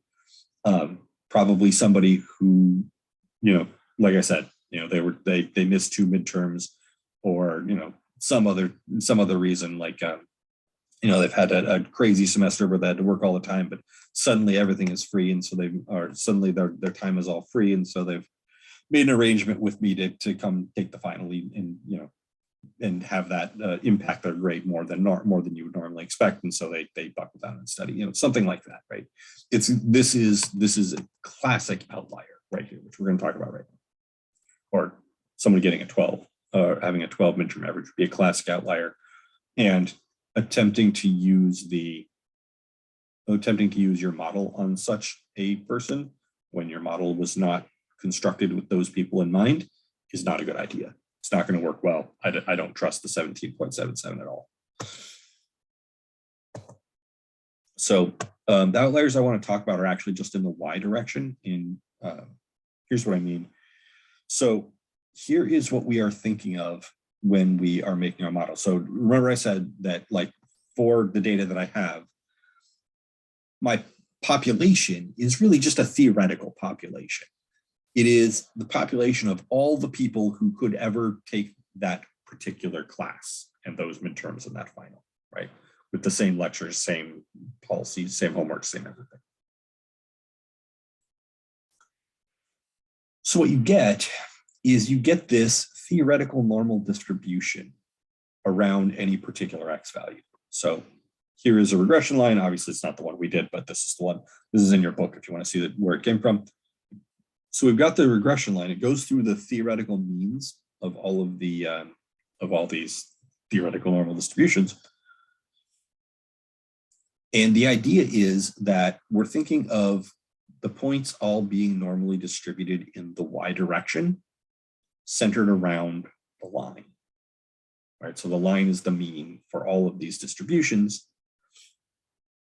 And so to us, an outlier is going to be anything in the most extreme 5% of this distribution. So we're going to use the 2s version of outliers, which we talked about, God knows how long ago. I guess 14 weeks. That's how long. So we're going to use the 2s version of outliers rather than the 1.5 IQR version, which I think is the one we've been using all along. So here's the idea. How far each one of these points is from the theoretical line is its residual. And so what we can do is we can take the set of all the residuals for the whole data set and calculate S. And calculate the sample standard deviation of that. And then if you have a point that is in the outer 5%, or we're going actually a little bit farther than that, right? Because outer 5% would actually be 1.96 times S. We're just going to use 2S, so much easier. If your residual is at least 2S or negative 2S, then we think of that as an outlier in the y direction. There is a thing that you can do in the x direction as well. We're not even going to worry about it. But outliers in the x direction sometimes have undue influence on the regression line. I'm not going to worry about that since we're just kind of doing an intro to regression here. But so for that reason, I'm not worrying about outliers in the x direction. We're just thinking about outliers in the y direction. So outliers in the y direction are ones that have big residuals or very negative residuals. So what we want to do is we want to go look at any point that has a residual greater than 2s or less than negative 2s, where s is the standard deviation of all the residuals, and see if see what we think about that. Those are the ones we're going to consider outliers. So those are the points that we're going to want to go sort of examine more closely. So one thing I want to mention about outliers is you should not ever have a general rule for dealing with them. Outliers are unusual in some way, and that probably means they're unusual in other ways too. And so you should go examine them one by one on a case-by-case basis. Don't just default to always throwing the outliers out of your data, and don't default to always keeping the outliers in your data. If you have outliers, you need to investigate them further. So let's go see if we have any. Spoiler alert, I think we have one or two. I don't remember for sure. So let's click here, stat tests, linreg t-tests, calculate S. So calculator very helpfully finds S for us, 8.97. I'm just going to call this 9. Right, we're just estimating here. Outliers, while they do technically have a mathematical definition of 2s or less than negative 2s, what you're really doing is you're trying to identify unusual points. So just round it off, fine. Rounding this off to 9, and so residual bigger than 18 or smaller than negative 18 are what I'm going to be interested in. So I'm just going to go look through the list. So there's no residuals. 18.627 positive. So this person did a lot better than we would have predicted. There's a -1 in here somewhere. Did I pass it already? I think I passed it. Yeah, -25, there it is.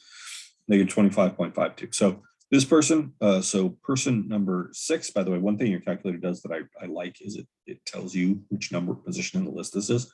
So this is position 6 in the list. That person has a negative 25.51, right? They averaged a 73 on the midterms and then got a 50 on the final, which is significantly worse than we were expecting. And then this person down here averaged a 57 on the midterms and got a 79 on the final, which is much better than we were expecting, right? So they have a 18.6, so that's more than 18. So let's go look at them. So this is position 17, so 6 and 17. So trace, 1, 2, 3, 4, 5. So this is the 6th person in the list, 73.50, just like we said. You can see they're way below the line. And then that should be the person, nope, there we go. There's the other person who's an outlier. They're way above the line, right? They averaged 57 on the midterms and got 79 on the final. These are our 2 outliers. What we would want to do if we were actually trying to use this model to predict anything is go investigate those further. See if there were some, what's the word? Exogenous circumstances, exogenous, I never know how to say that word. Circumstances outside the context of the class that had a big effect on these people, right? Whether, you know, this person, like maybe they say, yeah, I really buckled down and studied hard. And then this person back here, yeah, my dog died yesterday, right? And I really wasn't feeling it in the class. If those were the 2 things that people said, one person said, yeah, I buckled down, studied really hard, made a lot of time, just gave, you know, and did really well. And this person said, you know, oh, there was some sort of disaster happened to me recently. I would probably keep the first person in and throw the second person out of the data if this was a model that I was really, you know, trying to do a good job of making. Because what you're trying to do is you're trying to predict what's going to happen to typical students, right? If that's what this model is for, if the model is predicting what's going to happen to a typical student on the final, well, if this person really did have their dog die yesterday, or, you know, grandma's in the hospital, or they got in a car wreck, you know, 3 days ago and everything's been a stressful mess, I would probably give them a retake on the final, right? I would not just leave this person hanging there, like, because that's not a good thing to do to somebody. You want to, you know, give them every chance to display what they know, right? And then I would leave this person in because this person really did. They had every opportunity and they buckled down and really tried. And that's a thing that students do, right? Some students do that.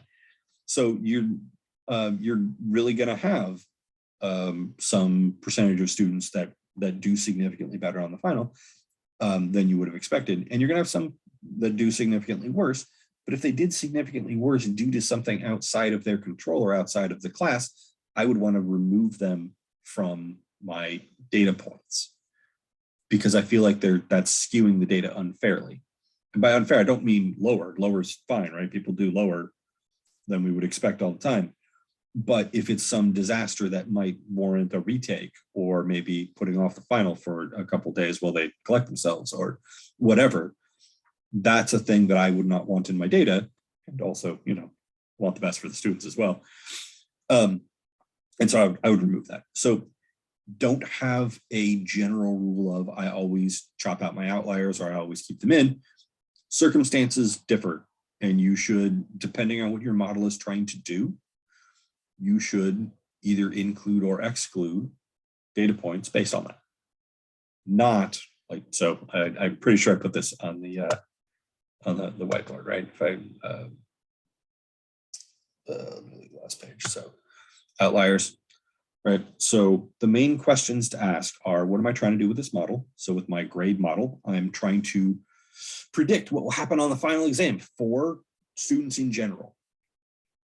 However, if a student had a disastrous circumstance that was outside the course of, you know, outside their control, outside the course of the class, that would warrant a retake. And so what they get on the final would not be predicted by the data points that I used, right? So if one of the people, yeah, my goodness, if somebody had that happen to them and that data point ended up in my data, I would want to remove it because that's not what I'm trying to predict, right? Trying to predict what will happen to somebody who had their pet die the previous day on the final is a fool's errand. Do not, like, no point in even attempting that. Different people have different stress responses. Different people, some people will want to come to class as a refuge to stop thinking about the disaster that has befallen them recently, right? And they'll be able to concentrate better. Some people do that with stress. Other people, and I think most, would do significantly worse, and they, so that would be their stress response. Yeah. So when you get a circumstance like that, don't try to predict it with a general model. It's not going to work out well. So because my goal with this model is try to predict final exam scores based on midterm exam performance, I would not include somebody who had a disaster befall them, but I would include somebody who just studied super hard. Yeah, so no general rule for outliers other than investigate further and decide based on that what you want to do with them.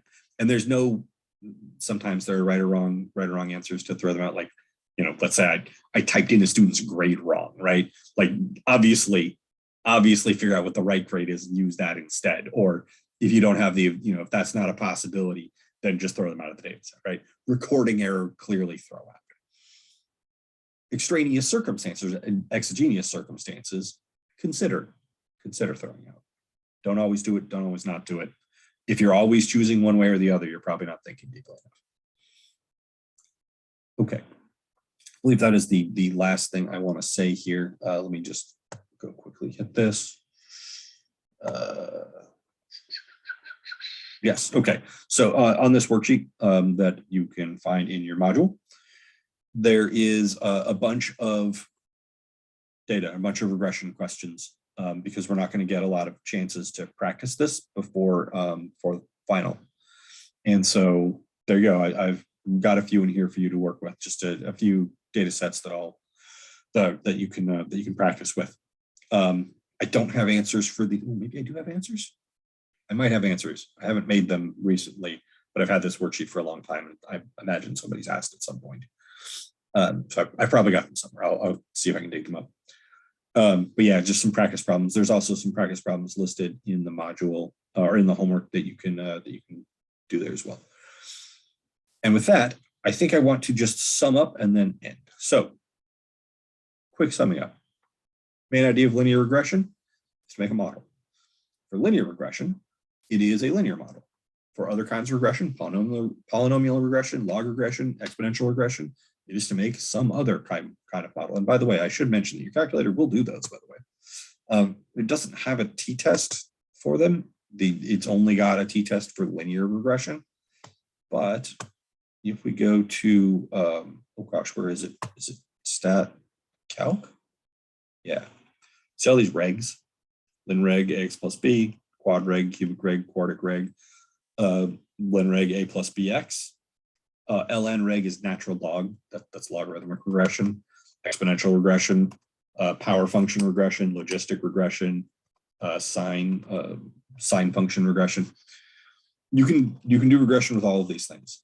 It functions pretty much the same way. It's still just making a model. Residuals still mean the same thing.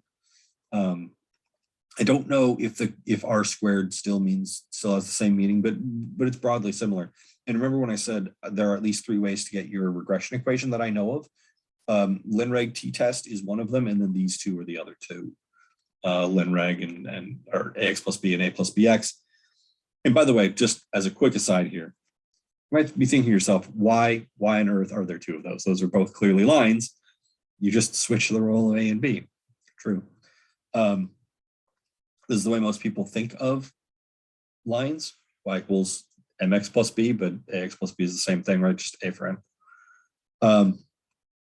Statisticians typically think of it this way, a plus bx, because there's something called multiple regression, which I love, but we're not going into, where you have more explanatory variables than just the one, right? In my predicting the final score question or final exam question, in addition to midterm average. Let's say we polled the students about how much sleep they got the previous night, right? That's another potential explanatory variable for how well they might do on the final. Or we might ask, how many finals did you have today?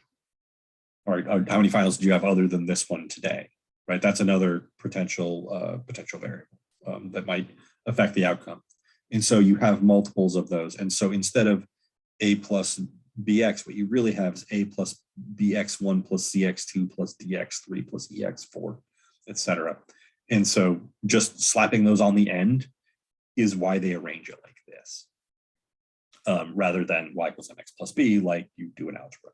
So anyway, that's this reason. I love multiple regression. It is probably the most common kind of regression in the real world, but we're not going to get into it because I don't particularly want to start describing higher dimensional geometry to you, which is what they're using. Yeah. So, or it's not that I don't want to explain it to you. It's that I don't necessarily think that's useful for your general understanding of regression. Yeah. So that's why we're just sticking to two-dimensional and a plus bx. Where was I going with this? Yeah, so you're making a model. My summary has gotten off track a little bit. You're making a model. That model, for us, is in the form of a line, which is by far the most common by a huge margin type of regression. The other ones that you sometimes see are logistic, log, and occasionally polynomial. Polynomial really doesn't happen very much. Logs and logistic, those happen fairly often. And I'm guessing probably exponential in power come up once in a while too. But linear regression by far the most common. So our model's a line. And then we have measures of how well our data fits the line. Or I should say how well our line fits the data. And so we can measure that and we can test to see whether the correlation exists or not. And our measure of how well our line fits our data is R, or R squared. More commonly R squared. Most people you usually end up using R squared for its extra meaning. But it says a big R squared here. This would have a pretty large R squared still. This is still pretty obvious correlation. But it wouldn't be quite as big as this, right? The R squared here is probably like, 95+%. R squared here is probably more like 80%. You can also have non-relationships or non-linear relationships here. In this case, I would want to use a different exponential or a different model, probably an exponential or polynomial one, most likely. Here, I would not want to predict y with x because x does not affect y, right? As x changes, we don't get a different prediction for y because it's just a big cloud. And so we don't think that x affects y. Put it in your calculator, which I'm going to show you how to do this all in Desmos in just a second. Type it in. Basically, it's kind of a hassle. One thing that's nice in Desmos is you can copy paste, and I will show you that. Yeah, and then there's all the stuff that we went over, finding the line. The way you make predictions is by taking an x value and putting it into your function in for x. In the calculator, that is most easily done with a table. Did I skip over this? Oh, yeah. That's most easily done with a table. Of course, you can just rewind the video if you want to see how to do that. And then the last thing I want to make, or last point I want to make here is don't extrapolate too much. Interpolation is super safe, but not always exactly what you want to do. If you're going to extrapolate outside of the range of your data, do it very sparingly and be careful with it. Like it's pretty easy to break your model. That is probably the #1 most commonly made mistake by people who don't know how to do mathematical modeling, is they extrapolate too much when they shouldn't, because the model has a very limited shelf life outside the data, outside of the range of the data that was used to make it. And outliers, don't want to talk too much about them, but basically you should not have a general rule about what to do with outliers other than investigate further and use that information to decide. Okay. That's what I wanted to say about linear regression. From here, I'm just going to explain how to do it in Desmos, which is pretty neat, actually. I really like that. I really like Desmos for regression, except it won't do the t-test. Everything else is great. The lack of a t-test is problematic-ish. We'll see.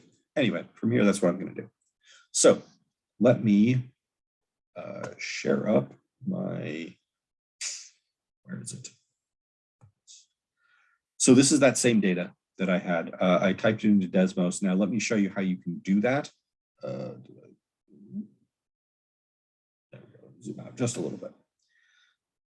So if you want to type it in, which I did, then what you want to do is go to this plus and add a chart or add a table, and it'll make a table that you can type in, right? So I can type 96 and 100 in this, and that's what I did for all of these. It was just as much of a hassle as it was in the calculator. On the other hand, you can also copy paste into here. Do I have something open? Yes. Oh, I absolutely can't show that. All right. So let me do this. Let me show you what we got. So here is the thing from your homework. Here's the data set, or here's the original data set from the homework that I asked you to do stuff with. So I've got, it's a different class that had homework, computer assignments, which you'll read the homework, you'll see what those are. Midterm, average, and final exam. Let's say I would just want to do midterm, average, and final exam. So I would just grab these guys and copy. And Desmos recognizes tables as a format, which is sweet because you can just paste them in. Oh, and by the way, there is a way to do regression in Excel and in Sheets, but I believe it is not native to either one, that you have to download plugins for it, which is why I'm not showing you how to do it in them, because that's the way I would want to do it, right? You want to do it in the, you want to do it within the program that's within the spreadsheet program that's got all of your data, right? It's very convenient, and you can. It's not super hard, but I'm not going into that here. So here is that data that I just had. Now, you might notice a couple things about it. One is that there's a lot of zeros here because Y is the final exam score. And there were a lot of people who didn't take the final, right? These people all took the final, and so they have a Y value. These people all did not take the final. So this had midterm exam score is the x-axis and final exam score is the y-axis. And you can see, based on where they are x-axis wise, why these people didn't take the final, right? They had disastrous midterms going into it, right? All 10s and 20s and 30s midterm averages. And so they ended up not taking the final exam. And you can do linear regression in Desmos in this really snazzy way. You don't have to hit a bunch of buttons. So notice this is x2, y2. Those are the names of the variables. x2 was the midterm averages, and y2 was the final exam scores. If I do this, I'm just going to say y2 is approximately equal to, with a tilde, a plus bx2. And it will do the regression. That's it. That's all you have to do for all of these. It will also find all your residuals. If you hit plot, it will draw them, which is the thing that we didn't really talk about, called the residual plot. But here's all the residuals, and then it will find them all in here as well. Just finds them for you automatically. Very convenient. Very, very convenient. Let's show them all. Show all. Hello. There we go. Yeah. So you can see this is that data set that I ask you to use in your homework. And in Desmos, it's super, super convenient to find. The only thing that it won't do, that as far as I know, is it won't find you. It won't do the t-test for you. Desmos might actually have a command for that. And by the way, it doesn't automatically find S, but you totally can find it. So if I do stdev, it recognizes stdev as standard deviation. And I want to do standard deviation of E2, because those are the residuals. And it'll just tell me. So S is 10.98 here.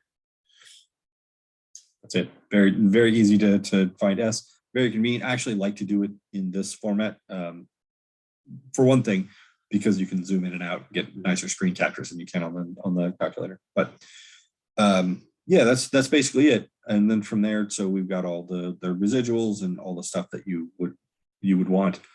You got easier access to your data. You don't have to keep going back and forth, et cetera, et cetera. It's actually quite nice. You can see that R and R squared here are quite high, right? R is 95%, R squared is 91.6%. And if you look, here, let me get rid of this for a second. That's not super tightly clustered around there. So you can see that like R and R squared are still pretty big, even when the data is not like super, super tight. We can find outliers. We had S was what, 10.98, so let's say 11. So anything bigger or smaller than 22, 8358. I don't know who this person was, but 8358 is probably this person, right? Yeah, it's that one. We would consider that an outlier. Any others? Yeah, 34 and 0. So first, one of the questions I ask on the homework is, should you, like, which data points do we want to keep and which ones do we not want to keep and why? I'll give you a heads up there. I probably wouldn't keep this data point, right? So that's this person right here. 35, I guess it's these two people, right? 34 and 35, 0. I probably wouldn't end up keeping them. I probably would end up keeping this one, pending further investigation.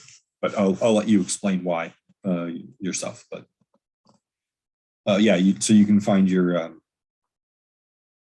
which things are outliers the same way, right? It's very convenient. So I like doing Desmos. I think I may be too addicted to the fact that it's just all you have to do is put a tilde here, and it knows that it knows to do regression and find the line and grab it. It's snazzy. It's really like that. And then it finds R and R squared for you, finds your slope and your y-intercept, finds all your residuals, and will just automatically put them in there without you having to do anything. It's great. It won't do the t-test, but that's about it. Like, you probably don't need to do the t-test to know that we would reject the null hypothesis in this case, right? R and R squared are like 91 and 95% respectively.